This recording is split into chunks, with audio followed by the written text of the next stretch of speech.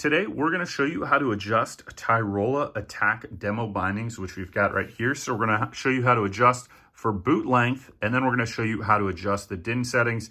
Now, if you don't feel comfortable with any of this, you definitely should go see a qualified ski shop and make sure if you don't understand what DIN and boot size is and all that, you figure out somebody qualified to help you. However, we're going to show you how to do this for entertainment purposes here.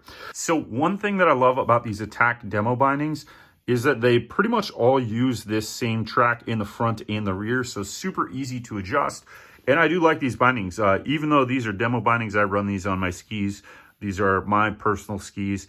And what I like about them is you can adjust to different boot sizes if you've got them. And if other people are coming to visit, you can just throw them on these. Now, you've got DIN adjustment up here, and then you can see all the numbers here. That's for adjusting your boot size. So to adjust the front, super easy. All you need to do is just push this lever right here, and that allows you to have adjustment. And we'll show you how this mechanism works. You've got your boot sizes right here, and then you've got these notches right here, and the front binding locks in with that little 4 notches right there, 3 notches right there. And you just, to get this back on the track, you push up and you can slide this to wherever you want to go. So what I like about this is that you can swap these bindings between Attack Demo Binding tracks. So if I've got a track on another ski, I can put this binding on that track, which is pretty cool. I like that. So just a tip there, if you are thinking about it, you could have the tracks and then just swap the bindings on them. So that's pretty cool. On the back here, we've got a lever as well.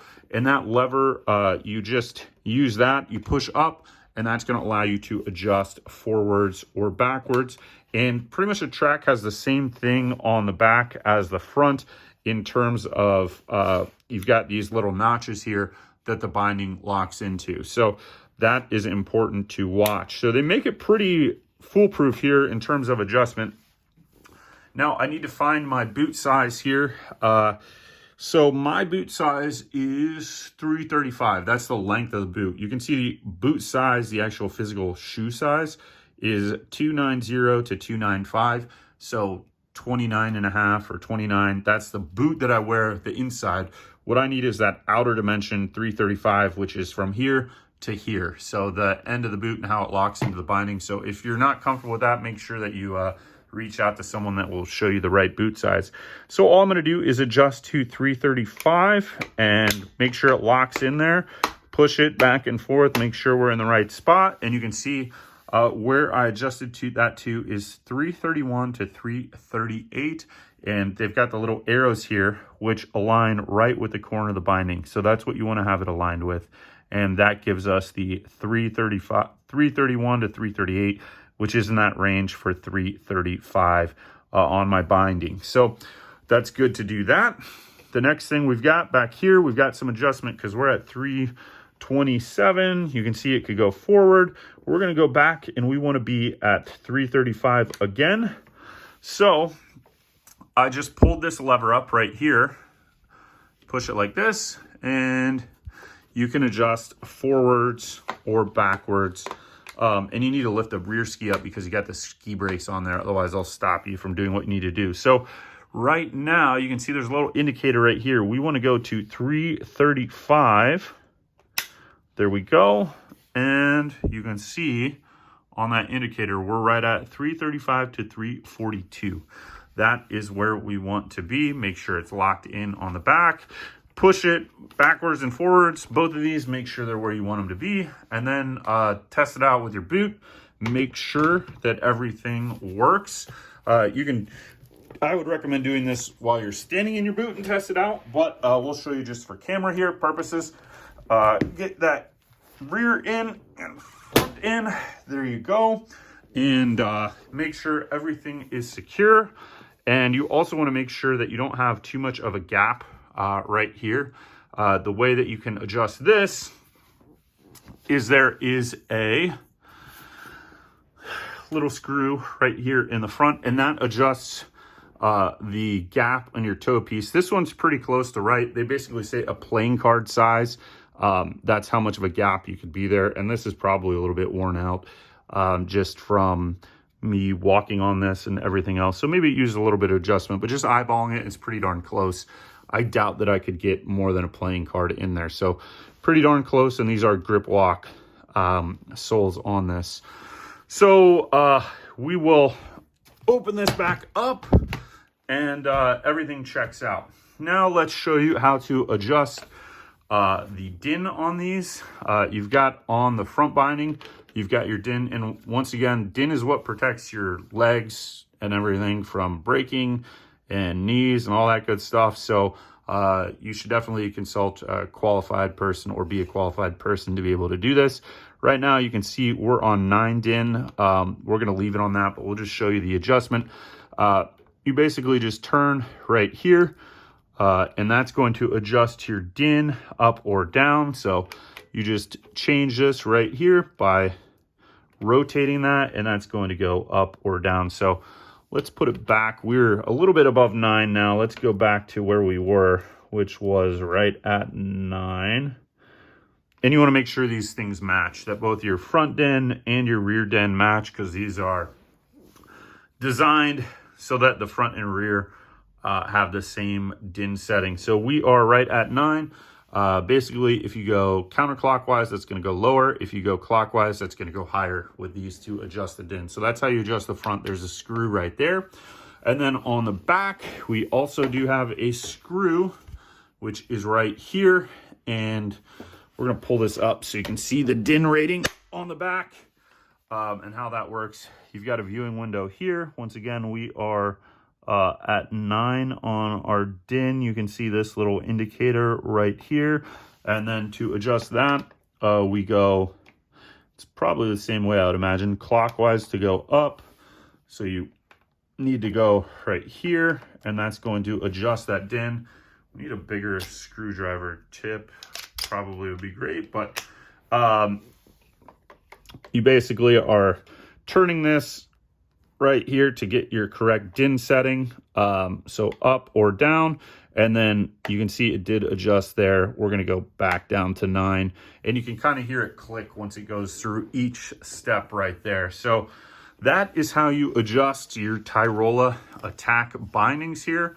I love these bindings. They've been great for me. They've got Tyroila Attack 11, 12, or 11, 13. I don't know what other numbers they have, but all that means is your max din rating. So you can see here, you've got a max din rating of 13, and din is basically what holds you into the skis based on the type of skier you are, beginner, intermediate, advanced.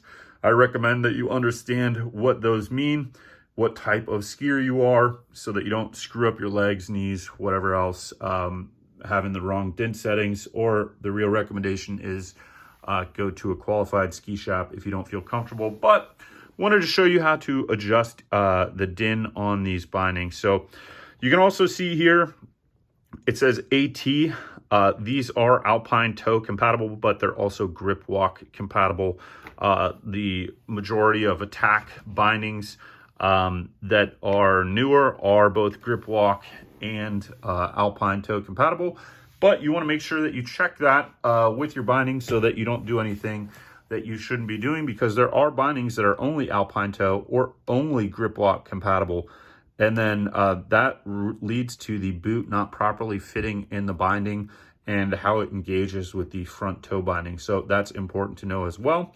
And then another thing that I like about these bindings, it's super easy to swap the ski brake on these for a wider ski brake or smaller ski brake, or go no ski brake, or whatever you need to do with these. And that's because you can just, you take that lever off and that ski binding pretty much just pops off right there. So that's a really nice feature.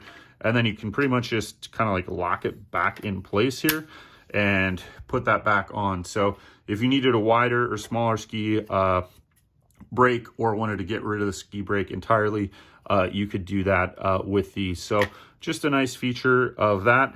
And then you can slide it back on. So we'll get that ski brake back on there and then just slide it back on. So we'll get the, takes a little bit sometimes because that ski brake can get whopper jawed, but let's, there you go.